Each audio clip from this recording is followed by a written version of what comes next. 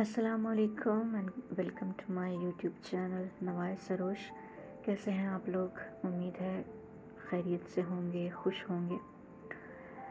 आज हम डिस्कस करने वाले हैं कि नवाज़ सरोश का मतलब क्या है। अक्सर लोग मुझसे सवाल पूछते हैं कि नवाज़ सरोश इसका मतलब भी समझाएं और ये नाम क्यों रखा है। तो अगर तो बहुत तफसील में जाएं तो वीडियो बहुत लंबी हो जाएगी। मुख्तसरन कोशिश करूँगी मैं इसकी वजाहत कर दूँ। उर्दू शायरी का बहुत बड़ा नाम मिर्ज़ा गालिब, असदुल्ला ख़ान गालिब, उनकी गज़ल का मक़ता है। आते हैं गैब से ये मज़ामी ख़याल में, गालिब सरीर ख़ामा नवाज़ सरोश है। बेसिकली इस शेर से अख़ज़ किया हुआ है नवाज़ सरोश। इसके अलावा ये इस्तिलाह मैंने कहीं नहीं देखी। अगर किसी ने देखी हो तो ज़रूर बताएं। इस तरह की मुश्किल और फ़ारसी ओरिएंटेड जो है ना इस्तिलाहात वो गालिब ने ही मुतारिफ़ करवाई हैं। अगर इस्तेमाल हुई होंगी मेरी नज़र से नहीं गुज़री, क्योंकि मेरा मुताला इतना वसी नहीं है।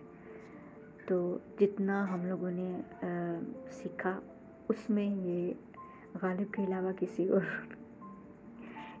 और की किताब से मुझे नहीं मिला, इसलिए मैंने कहा। खैर इसकी एक्सप्लेनेशन पे गौर करते हैं। पहला मिसरा तो बहुत आसान है। मैं जो भी ख़याल बांधता हूँ, जिस मज़मून पे भी शेर कहता हूँ, वो गैब से आते हैं।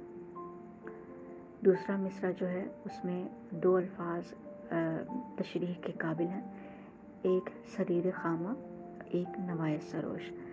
सरीर ख़ामा पहले वक्तों में जब कलम और दवात इस्तेमाल होती थी तो कलम से जब कागज़ पे लिखते थे तो एक रगड़ की आवाज़ आती थी।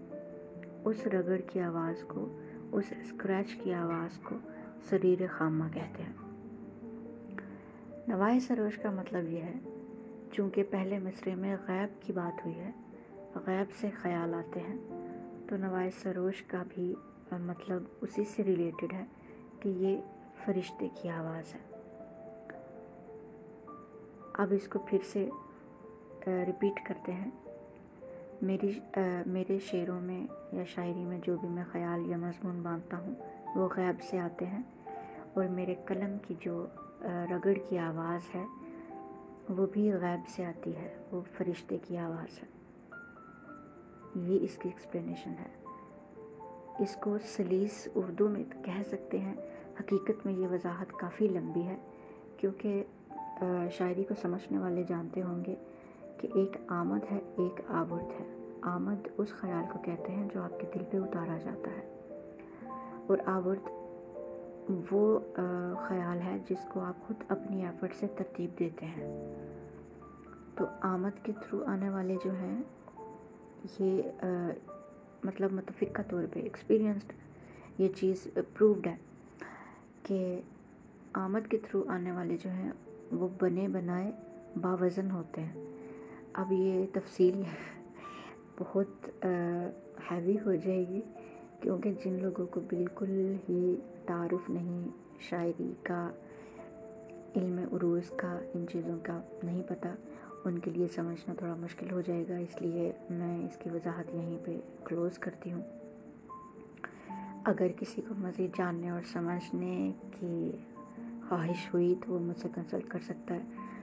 अगर गालिब, मीर इकबाल, इस तरह कोई भी बड़ा नाम, उसकी पोइट्री आपको नहीं समझ में आती, आपको कोई शेर इसी तरह परेशान करता है, किसी बुक में पढ़ने के बावजूद आपकी समझ में नहीं आया, तो आप बिल्कुल बेफ़िक्र हो गए जनाब, कमेंट सेक्शन में वो शेर पेस्ट करें। इंशाल्लाह उस पर वीडियो बना के उसकी मुकम्मल वजाहत की कोशिश करूँगी।